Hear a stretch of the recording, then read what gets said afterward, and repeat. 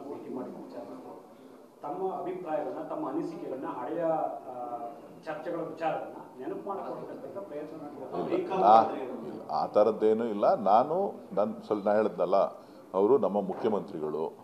ನಮ್ಮ ಮುಖ್ಯಮಂತ್ರಿಗಳ ಜೊತೆ ನಾವು ಅನೇಕ ವಿಚಾರಗಳನ್ನು ಮಾತನಾಡ್ತೀವಿ.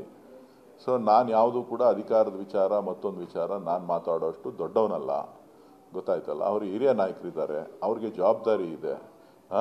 ಅವ್ರು ಯಾವತ್ತೂ ಕೂಡ ಕೊಟ್ಟ ಮಾತನ್ನು ತಪ್ಪುವಂಥವ್ರಲ್ಲ.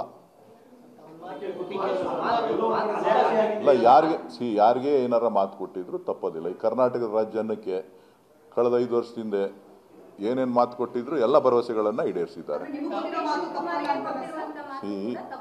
ಈಗಲೂ ಕೂಡ ಈ ಸರ್ಕಾರದಲ್ಲೂ ಕೂಡ ಯಾರ್ಯಾರಿಗೆ ಏನೇನು ಕೊಟ್ಟಿದ್ದಾರೆ ಮಾತು, ಅದ್ರ ಮಾತಿನಂತೆ ನಡೀತಾ ಇದ್ದಾರೆ. ಅದರಲ್ಲಿ ಏನು ತಪ್ಪೇನಿದೆ?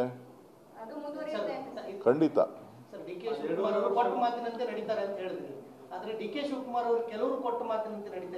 ಅದು ನನಗೆ ಗೊತ್ತಿಲ್ಲ. ನನಗೆ ನೀವು ದೊಡ್ಡವ್ರನ್ನ ದೊಡ್ಡವ್ರ ಮಾತನ್ನ ಕೇಳಬೇಕು. ನನ್ನನ್ನು ಕೇಳಿದ್ರೆ ನಾನೇನು ಹೇಳಲಿ? ನನ್ನ ವಿಚಾರ ಏನಾರ ಕೇಳಿದ್ರೆ ನೀವು ನಾನು ಹೇಳ್ತೀನಿ.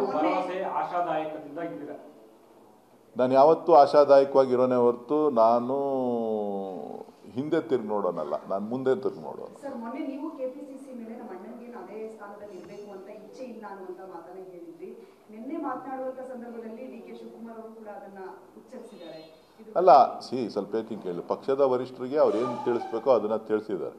ಅದು ಪಕ್ಷಕ್ಕೆ ಬಿಟ್ಟಂತ ವಿಚಾರ, ಪಕ್ಷದ ನಾಯಕತ್ವಕ್ಕೆ, ನಮ್ಮ AICC ಅಧ್ಯಕ್ಷರು ಮತ್ತು ರಾಹುಲ್ ಗಾಂಧಿ ಅವರಿಗೆ ಬಿಟ್ಟಂತ ವಿಚಾರ. ಸೊ ಆ ವಿಚಾರದ ಬಗ್ಗೆ ಅವ್ರು ಏನು ತೀರ್ಮಾನ ತಗೋಬೇಕು, ಸಂಘಟನೆ ವಿಚಾರದಿಂದ ಅವ್ರು ತೀರ್ಮಾನ ತಗೋತಾರೆ.